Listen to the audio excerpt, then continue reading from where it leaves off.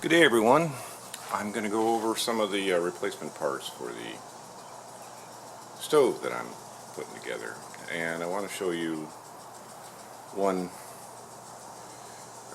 I'm going to take it off the tripod here.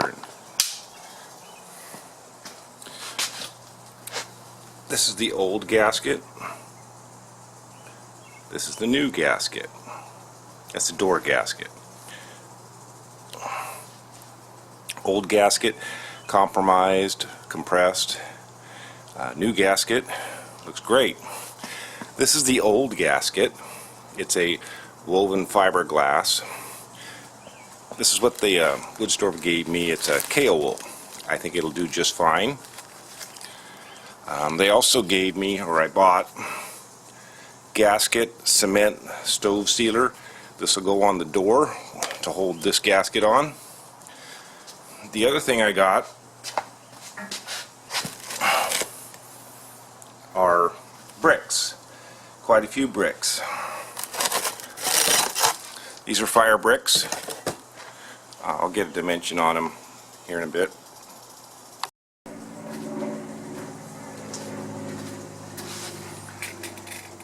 These bricks are approximately 9 inches by a little less than 4.5 by 1.25 inches. So 1.25 inches, 9 by 4.5.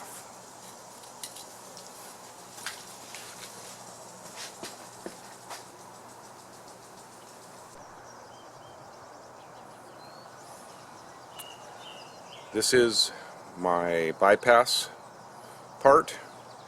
You attach the chimney to it. A little rub down with some wire brushes and some paint, and she'll look quite a bit better. Well, this is the inside of my stove, and I'm going to put some new bricks in.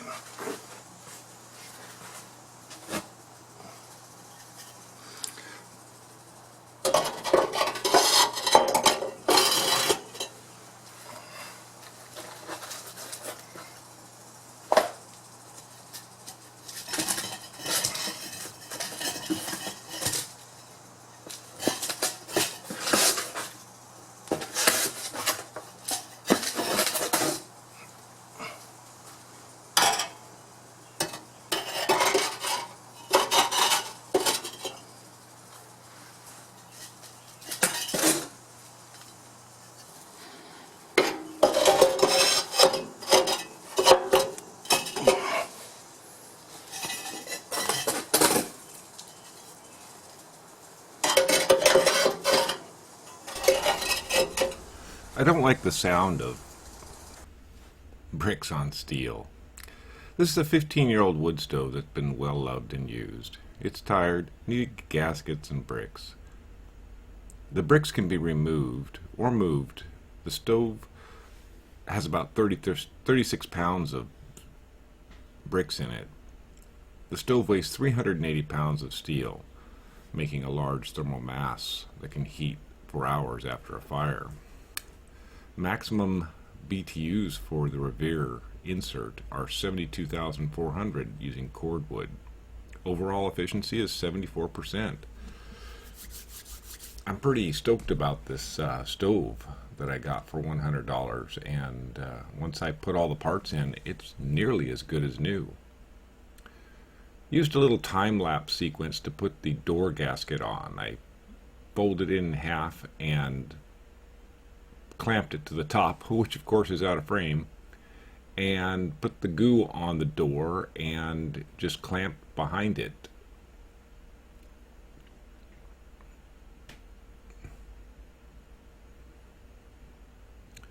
I had the clamps on it for a few minutes, then cut it to size.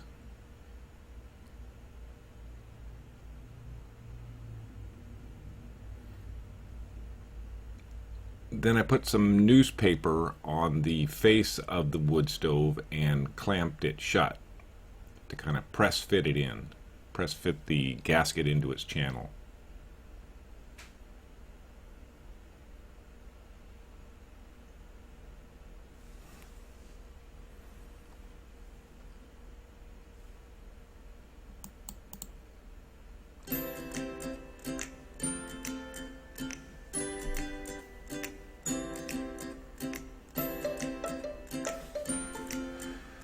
I then took the,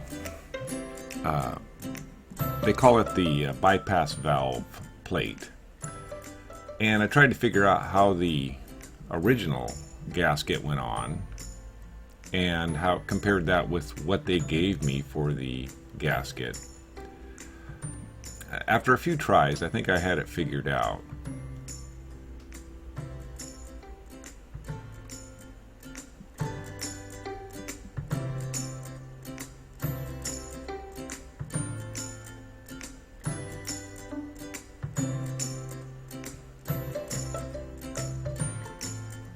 So kaolin is something I used to use in my days of fire testing. It's a ceramic blanket or a ceramic fiber, a non-woven mat.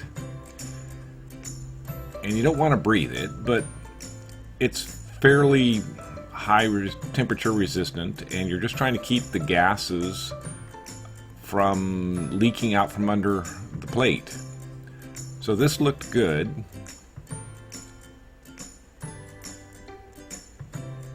So I put some adhesive and made it more permanent.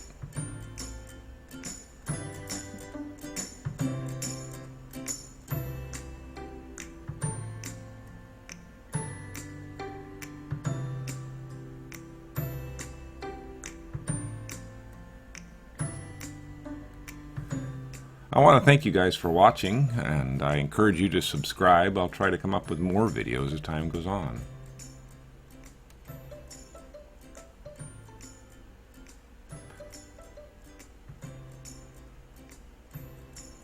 I do have plans for this stove to burn it over the summer. It's 88 degrees outside today.